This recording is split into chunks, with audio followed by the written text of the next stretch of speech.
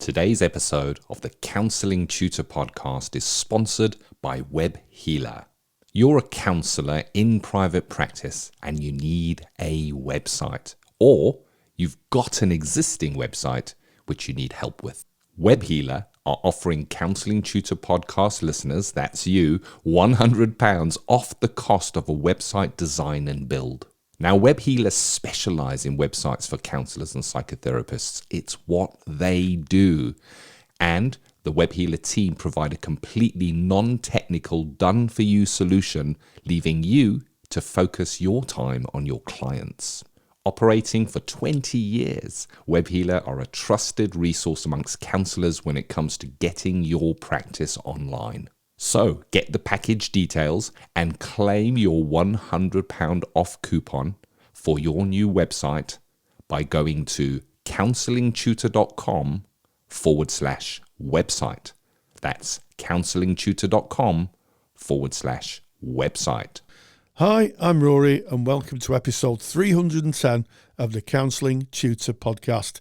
Today I'm delighted to catch up with Dr Sonja Falck, who is a UKCP accredited psychotherapist and supervisor and also a BACP senior accredited practitioner. She has a Bachelor of Social Sciences with honours in clinical psychology from the University of Cape Town, a master's degree in psychoanalysis with distinction from Middlesex University. She's a doctor of psychotherapy by professional studies gained through the Metonia Institute.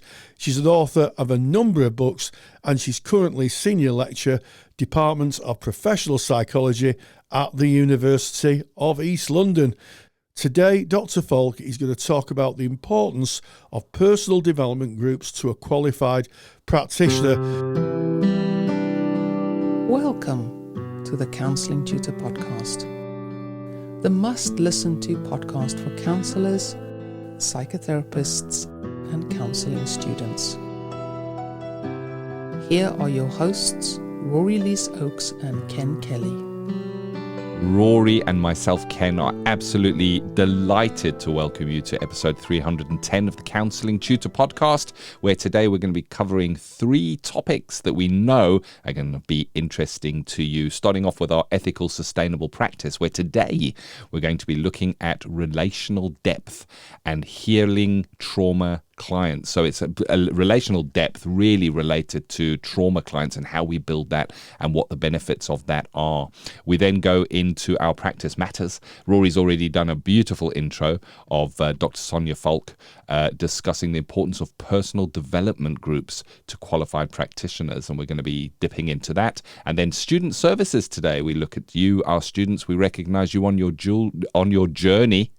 on your journey, and today we're going to be speaking about getting your reading list in order. If you're listening in real time, there's never going to be a better time to get a reading list for your upcoming studies as we kind of go into the new academic year, if you are listening in real time. But this is it. It's episode 310 of your favorite podcast, the Counselling Tutor Podcast, kicking off, Rory, with relational depth, healing traumatized clients. What can you tell us?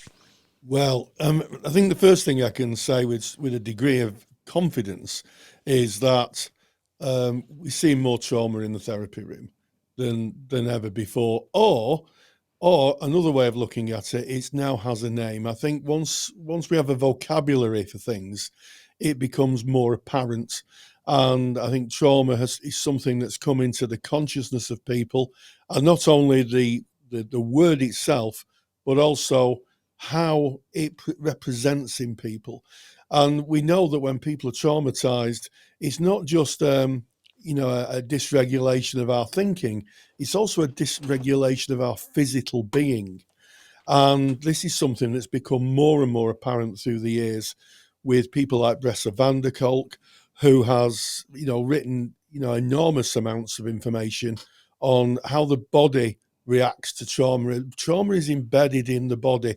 So it's really, really important that when we meet clients that are traumatized, we understand that this is what we're offering is an holistic approach, that we're working with their thought processes and their experience, but also we're understanding that experience and that trauma is embedded in their bodies, and we can help them with that to a certain degree. And I think what is most important, and I was just reading this morning in preparation for our chat, Ken, is that offering compassion. And I think the thing is that people forget what compassion means. Compassion means, it's Latin, it means self and suffering. And as a consequence of that, we have to empathically sometimes suffer with the client. Wow. That is very, very profound, Rory. And I guess we're speaking today about relational depth and how important that is in working in with trauma. And like you say, Rory, I mean, it starts with that level of compassion and truly, truly being there. Those are kind of the stepping stones of relational depth. I want to share a definition of relational depth that we have here. The importance of the therapeutic relationship. This is Cooper, 2005, and defines relational depth as a state of profound contact and engagement between two people in which each person is fully real and the other is able to understand the value of the other's experience at a high level. And I think that is, I like that definition. It's very, very beautiful. And if we look to, I guess, the theory of person-centered counseling, one of the conditions for facilitative change requires us as the counselors to be congruent or real within the relationship. But there's also a suggestion that maybe the client will be in a state of incongruence, as they're not fully real within the relationship at times. And I'm putting in at times because relational depth, it really is, it's that magical, almost undescribable being in the flow where you both meeting. It's humanity meeting humanity. It's a very real and a very deep connection, and really, really valuable if we're working with trauma, Rory. Yeah, absolutely. And I think that, when we start to work with clients with trauma, we're working really beyond empathy. We're moving into a realm, a phenomenological realm, where we're experiencing the clients at a number of levels and a number of points, and I can't emphasize enough that part of relational depth is moving with the client. It's almost like a piece of music where you have two instruments and they play in harmony, and one instrument plays slightly behind the lead instrument. And that's exactly what happens, I think, when we work with trauma, certainly at relational depth. So, if the client is sad, we respond with a voice that shows that sadness. If the client laughs, then again, we respond with that. If the client feels joy at something, a breakthrough maybe, we reflect that joy. And, that speaks to that unconditional positive regard, which just isn't in person-centered therapy. I was reading some work on Heinz Kohut, and he was saying much the same thing, that we meet with unconditional positive regard. We meet the client where they are and work with who they are and their experiences. And it shouldn't be underestimated, the power of that deep listening, the quality of the listening. And this is something that's emphasized time and time again, not only in the literature, but in a lot of the therapists and the colleagues I've spoken to. The quality of the listening, the quality of the responses is so, so important, because that person is sharing a incredibly difficult part of their existence with another. And you have to be there. You have to be willing to absorb what's being said, both emotionally and physically. In some cases, it can be a physicality, and provide that, as Roger said, that soil of a different kind for the client to be able to reorganize themselves, to be able to put themselves back together internally and emotionally, and to go on into the world. Very much so. I love that soil of a different kind. And it is rare indeed. And you were speaking about the quality of the listening, and it just made me smile. I think when I started my studies, if you'd have told me that there was different qualities to actually listening to somebody, I think that I would have gone, oh, come on. But having gone through the training and seen that in action and felt it myself and exercised that myself, it is so, so important. I guess also it comes with practice, and it comes with maturity within your practice, that there are definitely different depths at which we can listen. And as you're speaking about this, we're talking about this relational depth, but I think we need to recognize what trauma is and how it presents. And we've spoken about that because we're kind of running a bit of a season on trauma in our podcast. If you go back on the last few episodes, you're going to hear us speaking about this and defining what trauma is and how that presents itself. But here I want to speak about the enemies to that relational depth, and that would be the disintegration. So trauma causes disintegration of self and of the nervous system regulation within the client. And the other one is the triggers. You know, we spoke about this when we were speaking about neurodivergence, how we would be mindful of potential triggers like a perfume in a room or heavily scented flowers or something like that. Triggers, sensory triggers, smell, sound, can cause clients to become and relive trauma, become traumatized and relive that trauma. So what we're looking to do is, first of all, understand those, and rather than that disintegration, which is the enemy of the relational depth, we're looking for integration. And this is aiming to integrate the fragmented parts of the traumatized self and welcome them all into the therapy bubble and hold them all in the therapy bubble. And how do we do that? Well, we do this through an embodied presence. And this is the responsibility of the therapist, this embodied therapist. And you've spoken about it, Rory, because it relates to the quality of the listening. It's about really fully being there. When we're listening to this person, we're listening not just to the words, but we're listening, as is said, to the music behind the words. How is this person holding themselves? What are their eyes doing? What are their hands doing? How is their breathing? How are they presenting as a whole within that?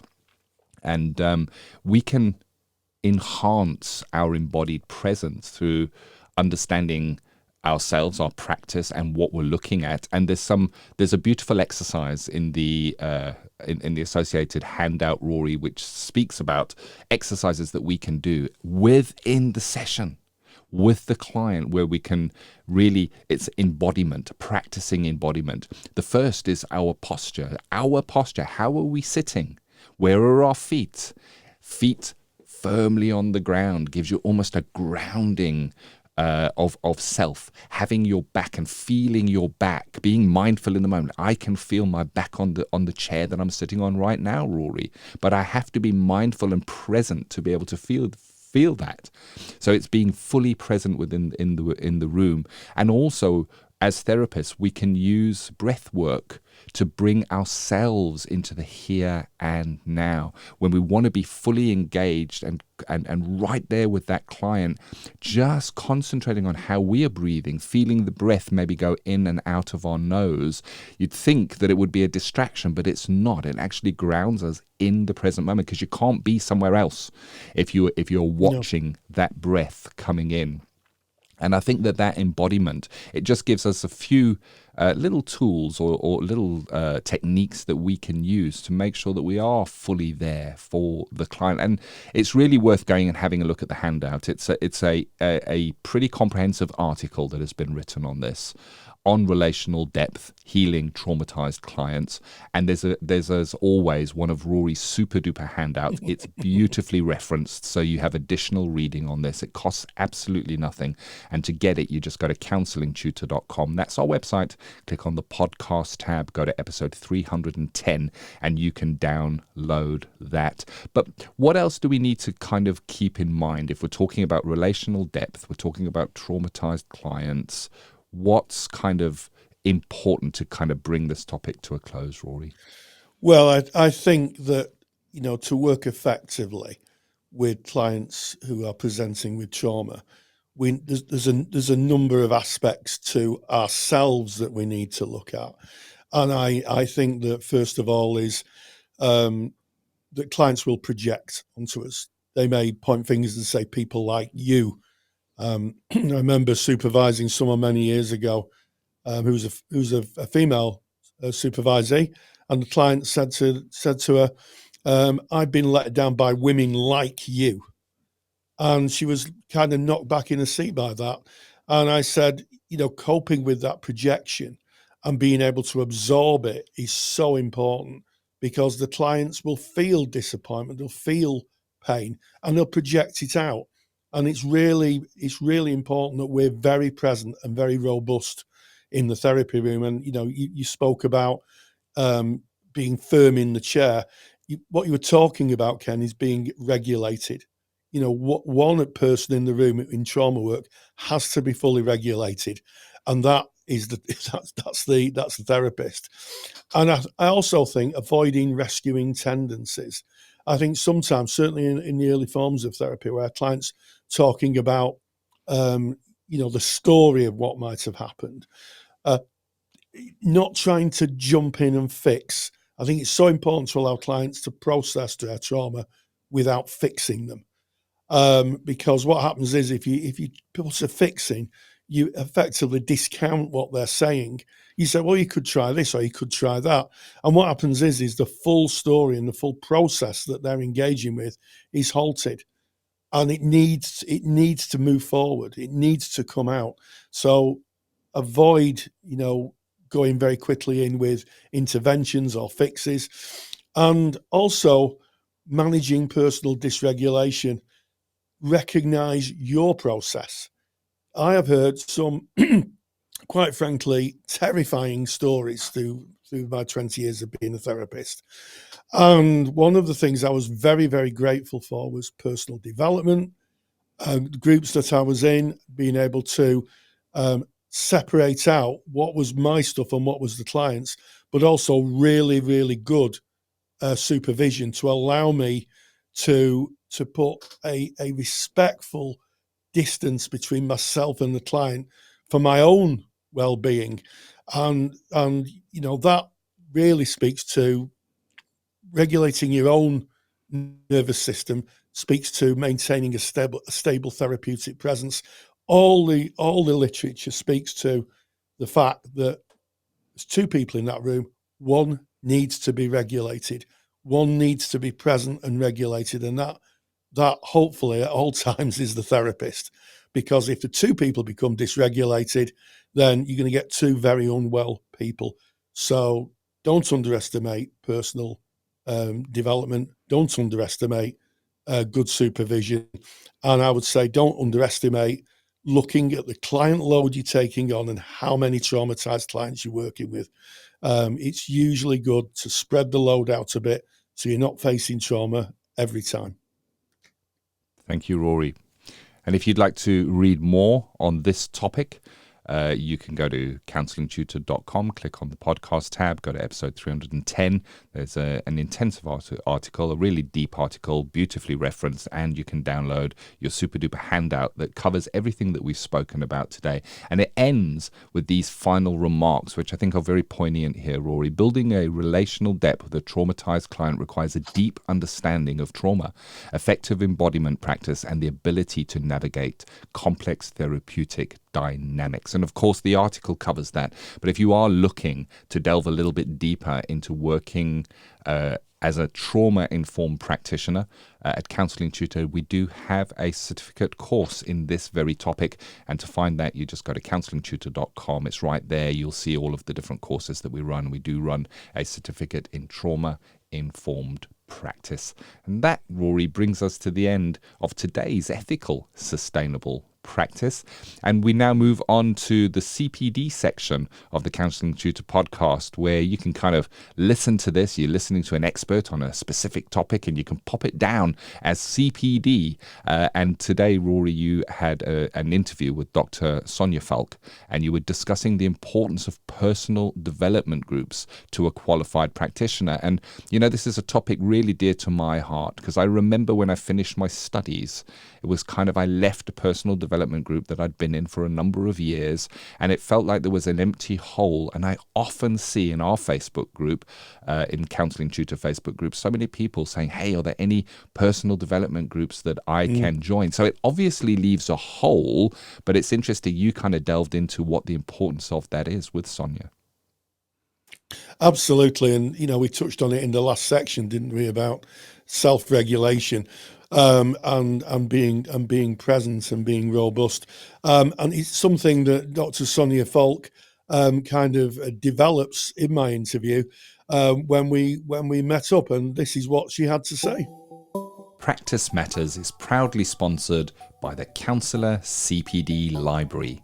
To access top quality, relevant continuing professional development for your practice that you can do at a time that suits you, and all for less than the price of a cup of coffee, visit counsellingtutor.com. Personal development or process groups are usually a mandatory form of activity in first training. So anybody who's done a level 4 or a degree in counselling may be very familiar with sitting in a circle and engaging in a personal development, or sometimes referred to as process group. For some, it's life-changing, enlightening, and a experience of growth. For others, it can be, and as I speak for someone who's facilitated PD groups for over 10 years, for some it can be a year of looking at their feet. So I am delighted to be speaking to Dr. Sonja Falck, who actually runs personal development groups for professional qualified counsellors. So Dr. Falck, thank you so much for joining us today. Thank you, Rory. I'm really pleased to be here. Thank you for inviting me. So, how do professional development groups enhance the skills and knowledge of qualified counsellors? I think for a lot of therapists, certainly training, once they've left the PD group, they kind of maybe breathe a bit of a sigh of relief and then never think about it again, engage in all the other aspects of their professional life, but not the PD group. So what are the benefits of a PD group for a qualified practitioner? Yeah. Well, as you said, Rory, the experience in PD groups varies enormously. I am the lead for personal development groups at the University of East London. And in our counselling training, which is a 3-year full-time British Association of Counselling and Psychotherapy accredited training, PD groups are part of it, and in their final year, students write a reflective essay on what their experience of personal development groups has been throughout their training. And in the last week, I read through the last few years of all these essays and found that some students had, as you say, experienced it as transformative, and some had found it really difficult on a scale of a really negative experience, or just purely a bewildering experience. Like, what is the point? What are we doing this for? And those who had heard from others who had experienced it as transformative, what they'd got from it, those students who'd experienced it in such a good way said it was the best experience of their entire training. It was so rich and so important. And those who hadn't had that experience wrote about how they really regretted that they felt they'd missed out on getting what they really could from that. And so that's the point of offering it to qualified counsellors, so that those who did miss out and didn't have that transformative experience have another opportunity to actually experience the power of a good PD group. Yes, I think that's an interesting one. Your observations would parallel mine, where my students also did reflective essays, and it was very much the same. Some thought it was transformational, others wondered if they could have been doing something else. I think I had one person who said they could have had another hour to do the ironing. One person said, which was a little. It kind of made my heart a little bit sad, because they'd spent a year thinking he'd wasted the time, and that's never a great thing. Is there any indication to why there's such a split in experience? Yeah, absolutely. So I am passionate about PD groups. I find them incredible in all sorts of ways, which I'm happy to talk about. But to get to your point, I think a key question is what makes the difference between it being such a good experience or a boring one, akin to doing your ironing, or a negative one, which even has the risk of causing re-traumatization. So I think that is the key question in running PD groups and offering them. So I think the first thing to say is that being in a group is a very powerful experience. It's in our DNA. Evolutionarily, belonging in a group was much more safe than being on your own. You could help each other find resources. You could protect each other against predators. So it's in our DNA to want to belong in a group, to seek safety and acceptance in a group. And that's why groups are so powerful, because if you do experience acceptance, belonging, safety, it's a powerfully good feeling and gives you an experience of interaction with others and feeling accepted that is more powerful than any other kind of interpersonal experience. And at the same time, it's the most powerfully threatening experience, because if you are going to be disapproved of, rejected, excluded from the group, then research has shown that that gives an experience that is as acute as physical pain, because being rejected is such a primitively frightening experience. So people go into a group with that fear of rejection, and every single time somebody risks saying something in a group setting, they are taking that risk of being rejected, being disapproved of, being excluded, and they fear saying what they really think because they fear those consequences. And when they do risk speaking and they experience actually they're being accepted, people are engaging with them with interest, that gives a powerful rush of positive biochemicals, and also instigates a neural pathway, a strengthening of a neural pathway, so a rewiring of the brain to feel more confident in group settings, to know how to express yourself with others in a way that goes well, and to effectively participate in a group and bring about all those benefits of belonging. Absolutely. And I guess my next question leads on from that. For a group to experience that, how important is the facilitation of that? What's the ingredient that kind of makes that a kind of group like that really work? Yeah, really great question. I have distilled down three main aspects. One is clarity, one is safety, and one is skill.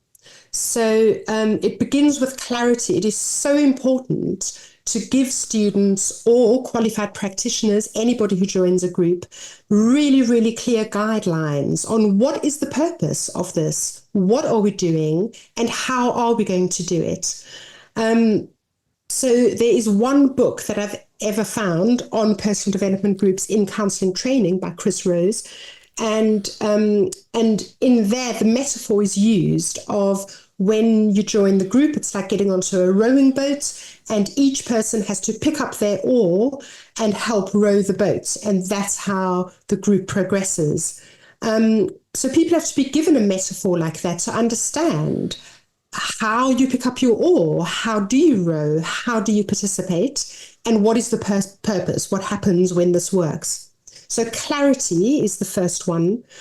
Safety is the second one. Creating conditions where people start to build trust amongst the other group participants, where they feel that they can take risks and they can express themselves and that nothing disastrous is going to happen.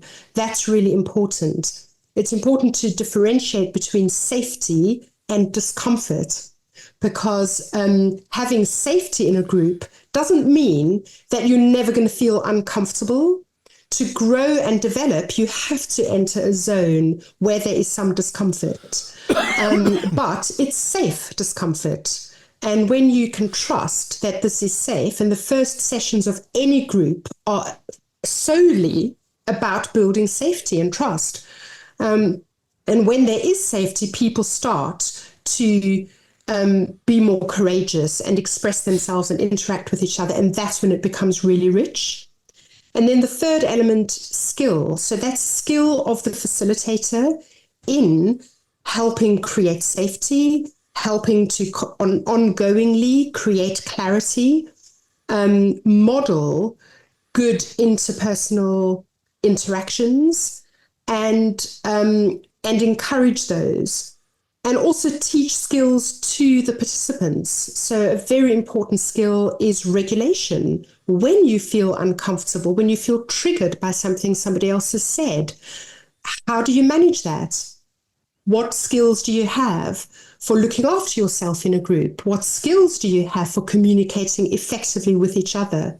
So the facilitator needs to themselves have all of those skills and teach those skills, model those skills, so that the group becomes a more and more highly skilled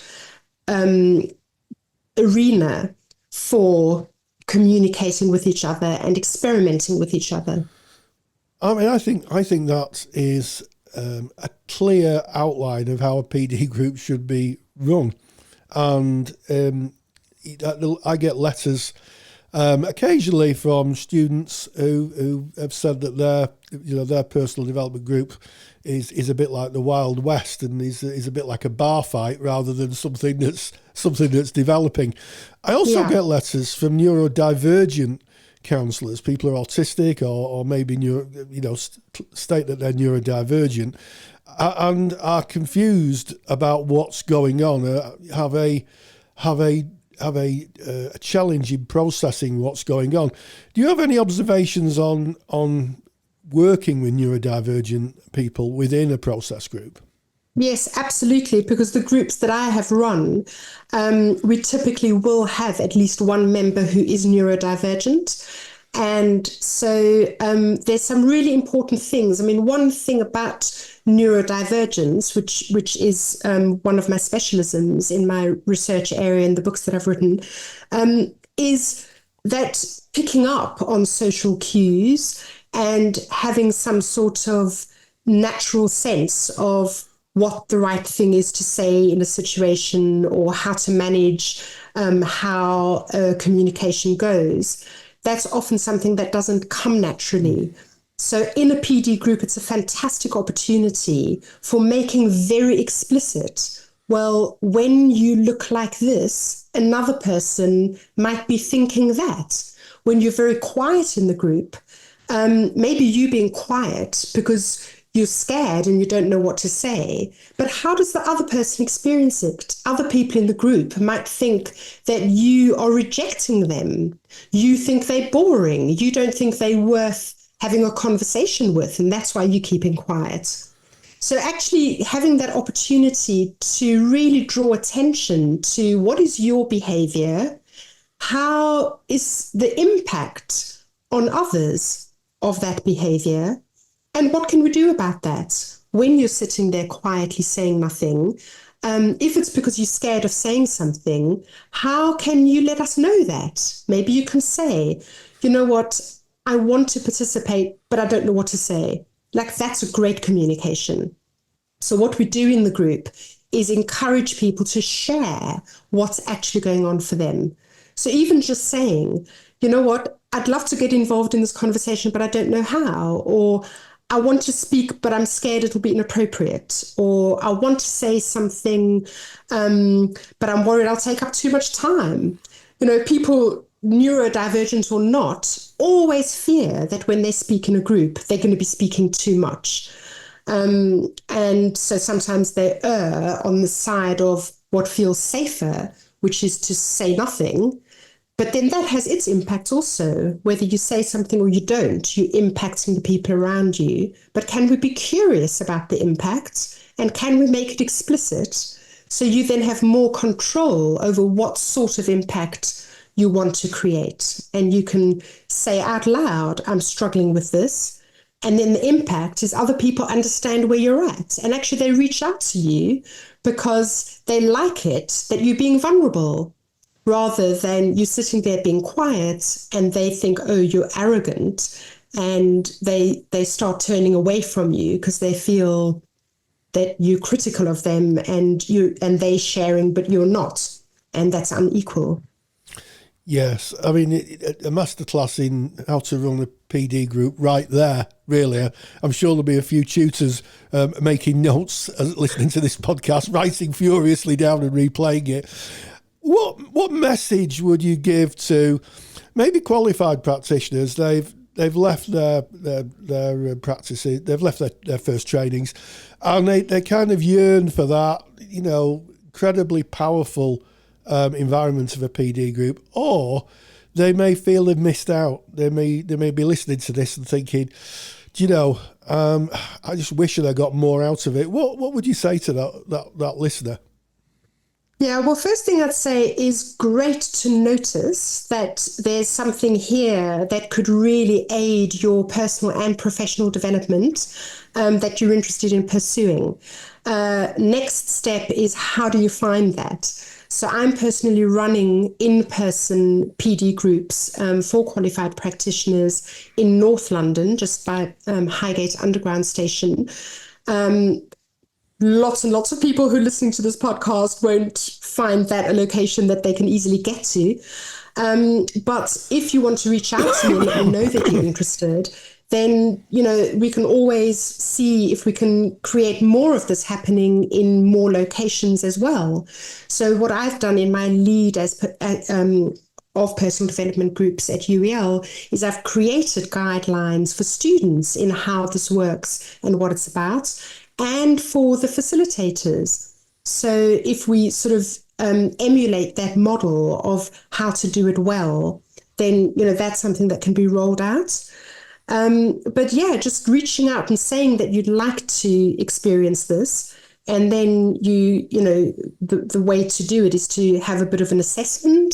So like a conversation where you work out what you'd like to get out of it, sort of where you're at with your experience in groups, and then find a suitable group. So the way to do that, I do groups. I have found that a group membership of 9 participants plus the facilitator makes 10 sitting in the circle is ideal, because more than that, the individuals don't get enough airtime to really express themselves and participate. And fewer than that, you don't get enough interesting diversity that makes it really rich and makes lots of interactions happen. So you want the right number. You also want a good mix of participants, and a very crucial factor is the commitment of the members to participating in the group. So something we did at UEL is we made the 3rd year PD group of the training voluntary, and that was a game changer, because the students who attended that group, it wasn't voluntary as in drop in whenever you feel like it. It was voluntary as in you make a commitment at the start of the academic year to attend weekly. And the students who did that, it made such a difference, because each person wanted to be there and really participated and saw the value of it. And it's similar to individual counselling or psychotherapy, that the success of the therapy is partly the skill of the therapist and partly the motivation and active participation of the client. Yes, it speaks very strongly to the work of Lambert, I think, and common factors, that kind of magical formula of why it works. I'd just like to pick up on a point, Sonja, if I may. Sure. One of the interesting things that I heard you say is that people can't choose to drop in and drop out. What do you think the importance is of having a fixed term for PD groups as opposed to like a rolling, people can come in and come out when they want? Yeah. Well, I don't know of a PD model in training where people come in and out as they want. It's usually compulsory attendance. And our model that we tried of making the third year voluntary, but it wasn't voluntary drop in and out, it was voluntary, committed, regular weekly attendance. That's how PDs are usually run. With group therapy, which PD obviously has a lot of similarities with, you can either have a closed group where it's fixed term and the people start together, usually as complete strangers to each other, and then they get to know each other and the group comes to an end at a fixed term. Or you have what's called a slow open group, where you start with a membership of the group, and then over time, as somebody leaves the group, somebody else joins. And so you have that sort of ongoing, the group just continues open-ended and people give notice for when they want to leave, and then new people join. There are pros and cons of the different models. A slow open group is amazing in terms of letting people really trust that they can immerse themselves in the group, they can get to know the facilitator, and they can really get working on themselves, and there's no time limit. They know that they can stay involved for as long as the group is important to them and meaningful to them. A fixed time group sometimes causes people to get involved faster because they know there's an end in sight. So there are different ways of thinking about it. Well, this has been a fascinating journey into personal development groups. It's an area I think that is slightly neglected, certainly as people leave training and go into practice. If anybody out there is interested in the PD groups that Dr. Falck is running, if you go to counsellingtutor.com, look at the podcast tab, episode 310, and we'll put Dr. Falck's details in the show notes page, and you can reach out and contact us. So it just goes for me to say, Dr. Falck, thank you so much for joining us. Very big thank you to Dr. Sonja Falck. Thank you to you, Rory, for reaching out, holding these interviews and bringing us the CPD in Practice Matters. And we now move out of Practice Matters straight into recognising our students into Student Services. Student Services is sponsored by Counselling Skills Academy. Can't tell you how many times Rory and I have heard counselling students say that learning skills and knowing that they're using them effectively is really, really challenging. The reason for this is because we don't get to see another counsellor using skills in a real live session. In reality, this means that we're asked to learn something that we can never see demonstrated in a real setting, and it's no wonder that many of us are left feeling unsure. If you want to see counselling skills used in real sessions by qualified therapists, so this is real sessions, real presentations, and real use of skills, then go to counsellingskillsacademy.com. There's some free videos on skills, including a full live session that you can have a look at. Gain the competence and the confidence of knowing you're using your counselling skills effectively. Just visit counsellingskillsacademy.com. And today in Student Services, we're going to be speaking about getting your reading list in order. If you're listening in real time, here in the UK, it is the beginning of the new academic year. It's when you get your reading lists. It's when you kind of look at what the year ahead holds. But the importance of reading lists, Rory. Yes, well, the reading lists are, for those of you who've never come across a reading list, they're usually an A4 piece of paper, or you may get them emailed nowadays, or they might be on your virtual learning environment. But effectively what they are is a series of textbooks or websites or resources that cover the topics that you'll be studying on your course. And reading lists usually have a standard offering. So, you know, if you were studying person-centered therapy, you may be asked to look at On Becoming a Person or Person-Centered Counselling Action by Tony Merry, two very, very popular books. And the idea of the books is that, or any reading list, is that when you are studying and you're coming to put your assignment together or your journal together, you can draw from the literature in your assignment, so you could quote it. That's the whole thing. You could quote, and you can say, "This is what I've experienced. This is what I understand as empathy, and this would be reflected by," and then you'd quote a section of the book and the author. And I'll share with you a bit of a tip, a good tip about actually reading lists and reading books. Whatever you do, don't think of them like the novel you might have taken on holiday, where you start at the beginning and you go at the end. Many books cover many topics. So if you are sort of reading a book on empathy, or you're studying empathy, then go to the back of the book, go into the list, the reference list at the back, and find empathy and read that section, because that's the section you're being asked to write the assignments on. Don't just happily come across it as you start at the beginning of the book and work your way through. So with academic books, they're academic reference books.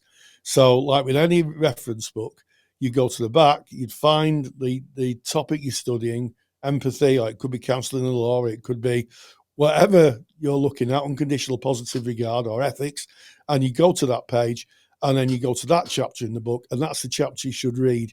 Don't waste time reading the entire book unless you're asked to. It would be my observation. It saves a lot of time. You can get to the crux of the matter, get to the meat on the bone, as they sometimes say. And with that, Rory, so many academic books are not written in a way that it would be a page turner and a cover to cover read. They're not there to hook you and kind of travel you along a narration or a story. They're there to give you research and facts that have been found, so that you base your practice on them. That's why we reference them. We're referencing somebody else's work, and very often, I mean, you speak there about maybe empathy, Rory. You maybe covering empathy in your university, so you might go to the books, your recommended reading beforehand, go to the back, go to the index, look at where is empathy, and then go and read up a little bit on empathy in preparation before going in, and then maybe go and read up a little bit about empathy on coming out of your lecture, because most of the time your lecturers are going to be basing what they're teaching you, the slides that they put up and the lectures that they do, based on the recommended reading, because it's the research, it's the theory that underpins the practice that we do.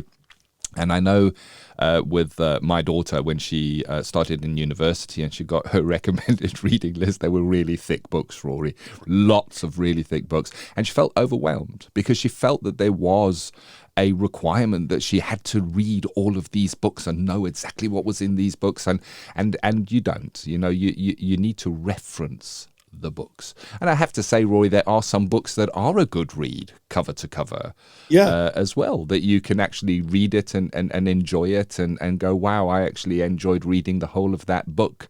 But yeah, definitely dip in, dip out when needed, because seeing the books as I have to read all of these can put up a barrier. It can lead to the books being pushed further and further away, and a feeling inside of, I haven't got the time with all my coursework and everything I'm doing to read these books in any depth. And it's a sad day, it really is, that when you come to write your assignment, it's the first time the book is opened. You almost want that when you come to write the assignment, you're opening the books, and this is the benefits of having your own books, and you're going over all the bits that you highlighted in preparation for your lessons and after lessons, or maybe what was said in a lesson by your tutor to be important. If you take one of these highlighter pens and highlight them, when you're going to your assignments, you're not seeing this information for the first time. You're revisiting it. And if you've made notes and you've highlighted some areas that are shown to be important, it makes life a lot easier, and it can take a lot of the anxiety from preparing for assignments out of the way, Rory. Absolutely. And don't be worried if you go to the page in your book and you read it and you think, I just don't understand any of that. The way to frame that in your mind is, I don't understand any of that yet. Because what happens is that when you read it, things might not make any sense. It's only when you go to the lesson and you may do some skills practice, or you may talk with a peer, or the lecturer may deliver the lecture and discuss empathy or whatever you're studying in a different way, then you can go back to the book and it makes more sense. I think there are very few people. I'm sure there's some notable exceptions. There's very few people who go to study something for the first time, pick a book up, look at the reference text and go, oh yes, I fully understand it now. You may get a understanding or a flavour of it, but it does take quite a bit for the information to settle in. So be prepared for that. Don't worry if it doesn't go in the first time. Doesn't mean that you're not good enough. That's the process of learning. Learning is about repetition and about revisiting and looking and saying, well, it said this, but actually does it mean this? Or is this how I understand it? Checking it out. So don't run away from the books is what I'd say. Read them before your lesson, take your lesson, speak with your peers, then read them after, and eventually it will settle in. You'll look at it and you'll go, that really does make sense. But I can't tell you, Ken, over the years how many students I do are literally terrified of books. Yeah. And I think that I may have found myself amongst them. And I look back to my journey through school, and there was the old reading out loud in front of the class back in my day. I'm dyslexic. It was a horrendous experience. It really was. I felt that I sounded not as developed as the other students, and it brought up all kinds of things inside me. And even today, when I look at a big thick book, I get a little twinge of anxiety. It's still there. It's still rooted in there, and it's like those relationships to books. And I guess what changed it for me was knowing that I don't have to read them cover to cover. That's really, really helpful. Knowing that I can highlight the bits that are important as I'm going through, because now I'm not just reading, I'm doing another activity. I'm actually highlighting what I think is more important. And that, for me, helped retain. And then, Rory, my secret weapon that I found, which was taught to me by my daughter, was little sticky notes. These little mini sticky notes that people put little notes on and dash around, and they can be all different colours. I had all different colours, and I'd stick them in the book, sticking out on the important parts. And I felt a sense of achievement that as I was coming through to write my assignments, I had little sticky notes sticking out just with what that topic was on it. And I could find the place in the book immediately, and I felt like I had it all together, Rory. Absolutely. And I think you've just executed a heresy there, if I may say so, Ken. You talked about writing in books. When I was a child, defacing books was almost an executable offence. But academic textbooks, they're your books. You bought them with your money. I mean, obviously, if you got them from the library, I wouldn't recommend that you start using a highlighter pen in them. But if they're your texts, you go in and you highlight the text, you underline them in pencil, you put notes in the margins, because they are a study book. They're a tool. They're not something to be put on a shelf and polished with a duster. They're an academic tool to help you gain your qualification. So if you feel, I'm a great one for highlighter pens in books. Just get them. I go to the back of the book first. I look at the topic that I need to be studying. I'll then open it up maybe in the middle of the book, and then I'll start working my way through and just highlight stuff out or write notes in the margins. And I think Ken's wise observation on post-it notes are brilliant, because you can put a post-it note in and put yourself little tabs. You use the book to its fullest extent. Obviously, if you're getting out of the library, college or the university library, I wouldn't recommend writing. But I bet you that if you pick a book up out of the library, somebody will have put some pencil observations in. And the other big tip about books is, if you hold the spine in the palm of your hand, just get the book, hold the spine in the palm of your hand, you'll notice that the book opens, and that's usually where it's been most used. So open it there, and you may go straight to the information you need. I always do that. I pick a used book up, and I just look at where the pages are naturally opening, go straight there, and you'd be surprised, because if it's a curriculum that's being taught again and again and again, that chapter of the book or that part of the book will be read again and again and again. It'll be opened again and again and again. So that's a bit of a shortcut. It's like being back in college, isn't it, Ken? Talk about all these kind of study tips and student shortcuts. It's like your first day back. It is, yeah. And I think we couldn't finish off the topic of reading lists without speaking. Well, you've kind of mentioned it now, Rory, that books can be costly. So generally, you'll be able to get some out of the library where you're studying. Again, maybe one of the disadvantages there is you don't want to be highlighting in those books. That's just not fair on those that come after you. But there are also second-hand books that you can pick up. And there's nothing wrong with certain second-hand books, but there are some second-hand books to maybe steer away from, and maybe not that they're second-hand, but there are certain books that need to be current, Rory.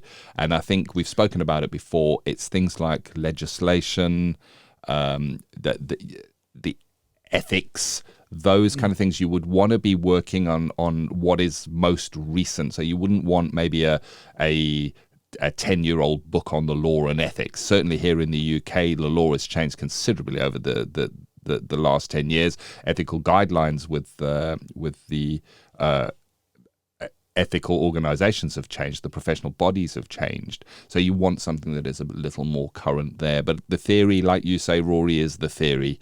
So Carl Rogers' theory remains Carl Rogers' theory. Even if there's an update of the book, it still is theory. Yeah, and usually when you buy an updated book, the update is somebody's written an introduction, so introducing the book. But you're absolutely right, Ken. Theory books, staying alive. When I was teaching, we'd what we call kind of prune the library every so often, which meant that I'd go down and remove books that were no longer useful. And the ones that I kind of removed were usually ethics, anything to do with legal information. And as codes of ethics change, the books that are written around the codes of ethics and explaining what they are, so a change as well. So you're absolutely right. You can buy books very inexpensively, on auction sites or in Facebook groups. But the ethics books or law books, best to buy brand new to be up to date. Yeah, because you don't want to be writing old stuff in your assignment, do you? That's the thing. You don't, Rory. You don't. Told it's out of date. You don't want to be doing that. You don't indeed. Well, there you go. That is our student service, getting your reading list in order. I've had a good time today, Rory. I'm feeling all energized having come in and had a chat with you, Rory. And this has been episode 310 of the Counselling Tutor Podcast, and we're very grateful you joined us. The National Counselling and Psychotherapy Society, or NCPS, proudly sponsor this podcast, supporting students every step of the way. Join the NCPS for resources, training, and a friendly, knowledgeable community to enhance your learning experience. Visit ncps.com. We started off with ethical and sustainable practice, and we talked about relational depth, healing traumatized clients, the embodied process, and our part in that encounter. Practice Matters was an interview with Dr Sonja Falck, and she talks about the importance of personal development groups to a qualified practitioner. And then finally, in student services, Ken and myself meandered down memory lane, talking about getting your reading list in order. And finally, if you've enjoyed this episode and you enjoy the podcast, please pop a comment or a review on your favorite podcast app, be it Apple or wherever you listen. We really appreciate when people give us feedback, and it really cheers our day up. And as always, stay grounded and stay safe. Take the stress out of your counselling studies and get the support of Rory and I by joining us in the Counselling Study Resource. Counselling Study Resource, or CSR for short, is the world's most comprehensive assignment guidance and study support resource for students just like you of counselling and psychotherapy. See how Counselling Study Resource can help you. Visit counsellingtutor.com. That's counsellingtutor.com. Thank you for listening to the Counselling Tutor Podcast. Find the show notes for this episode by visiting counsellingtutor.com.